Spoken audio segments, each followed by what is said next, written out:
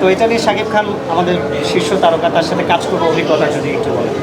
তার সাথে কাজ করার অভিজ্ঞতা আসলে প্রথমে ভয় পেয়েছিলাম, of course he is a mega star, but ওনার সাথে যখন সামনাসামনি দেখা হয় এবং ওনার সাথে কথা হয়, ইভেন শুটিং করার আগে একদিন আমরা যখন কথা বলি আমাদের ক্যারেক্টার নিয়ে, আমরা কিভাবে শট দেবো এবং কিভাবে কি করব, সো তখন ওনার সাথে কথা বলার পরই কিন্তু আসলে ভয়টা পুরোপুরি ভেঙে যায়, বিকজ উনি এত হাম্বল এবং উনি এত রেসপেক্টফুল এবং কাজের প্রতি অনেক dedicated. So it was like after আমরা মানে প্রথমবার যখন কথা বলি তারপরে জিনিসটা আসলে খুবই স্মুথ হয়ে যায়। সো যেহেতু মিউজিকের সাথে ইনভলভ আছেন, অনেক রকস্টার রিয়েল লাইফেও দেখেছেন, আমাদের সবার প্রিয় অর্ণবদারও একটু পরিচিত আপনি, তো সব মিলিয়ে আসলে শাকিব খানের চরিত্রটা কতটা কানেক্ট করতে পেরেছে আপনাকে, বা রকস্টার অবতারে ওনাকে কতটা আপনার কাছে রেলিভেন্ট মনে হয়েছে? হ্যাঁ, দেখেন রকস্টার তো অনেক আছে সারা পৃথিবীতে, সবাই যে একই রকম হবে তা না, বাট রকস্টারের মতো একটা এত সুন্দর গল্প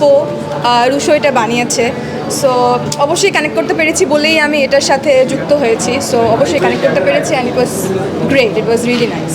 সামনে আবারও কখনো সুযোগ আসলে আবারও সিনেমায় দেখা যাবে কিনা?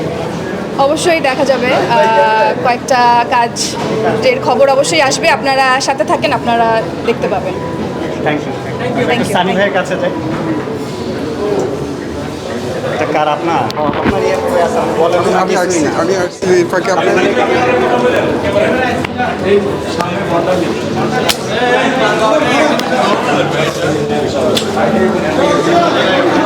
ক্যামেরা আছে